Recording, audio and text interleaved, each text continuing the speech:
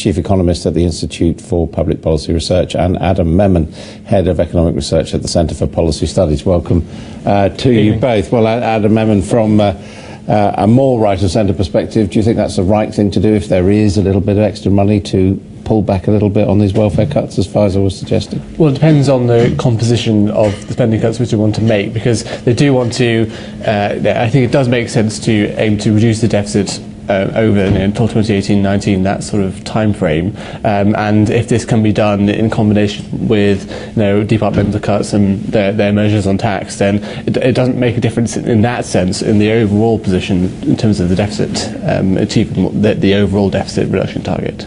But it does make a difference to, if you like, the philosophy. If the government's been saying we've got to cut welfare, and now they're actually backing off a bit from that. Well, I guess we'll have to wait until tomorrow if they do that. But I think what's always been important is not just about how much you cut, but how you reform. And whether it's things like tax credits, the tapering is important. With housing benefits, the thresholds are important. All of these things matter. Do you see this as a watershed budget? A watershed may be going a bit too far. It's certainly, obviously, as your intro said, it's the first Tory budget we've had for many a long year, and so we will undoubtedly see a more political budget perhaps than we've seen in the past. And some of the measures in it are measures that George Osborne probably would have liked to have done in the last 5 years and can only do now, like the changes to inheritance tax.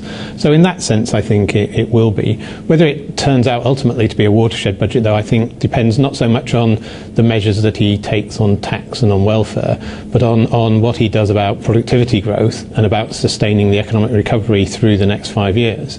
Because we saw in the last 5 years that it's quite easy to cut the deficit rapidly when the economy is growing, as it was in 2013, 2014, but it's really hard to do it when the economy is stagnant, as it was in the first half of the last. And what could he do on that vexed question of productivity? Well, we know some of the things he's going to do. The whole Northern Powerhouse story is about productivity. It's about looking at the economy and noting that the north of England lags far behind not just London, but also the southeast and the eastern region in terms of productivity levels.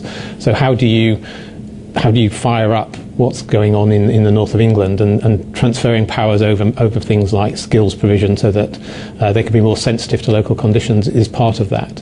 The Chancellor, I'm sure, again reiterate the promise for 3 million apprentices during this Parliament as part of that story as well. But the problem he has is that at the same time he's planning cuts in things like infrastructure, in the adult education budget. He may well freeze the science budget again. So he's kind of giving with one hand, but he's taking away with the other.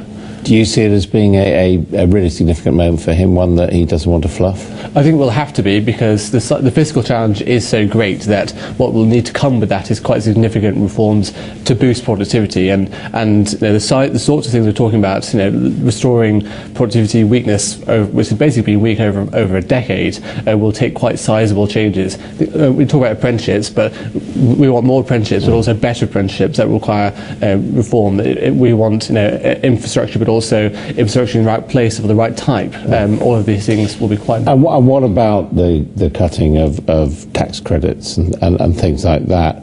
I mean, they're designed to make work pay, but in the short run, they're possibly, for those people affected, actually going to make work pay less. It could be if it's done without any offsetting measures, it does depend on how it is cut. For example, if it's just a direct cut from all people claiming on child tax credits, for example, that if there is nothing to offset that could be painful. But if it's done, for example, on new claimants have to wait a year, for example, or 2 years, then similar to what they're suggesting for European migrants, and that would be easier to implement. Yeah, it would be easier to implement, but it won't raise anything like the amount of money he needs to raise if he's going to get 12 billion cuts and 5 billion of those from tax credits. Will it also, is the economy in a state that it will work as an incentive to employers to increase wages and to people to stay and work rather than go on to benefits? I think it might have some effect in terms of encouraging people to go to work. I'm not sure how it's supposed to encourage employers who are quite happily at the moment paying the minimum wage to suddenly start paying more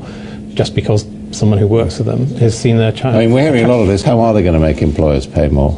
Well, I mean, essentially productivity has to rise for wages to grow, but there is an element of the demand side as the economy grows, but they can increase the minimum wage as well, which would force some employers to raise the wages. Thank you both very much indeed. Thank you. Now, the South Carolina Senate has approved a bill to remove the Confederate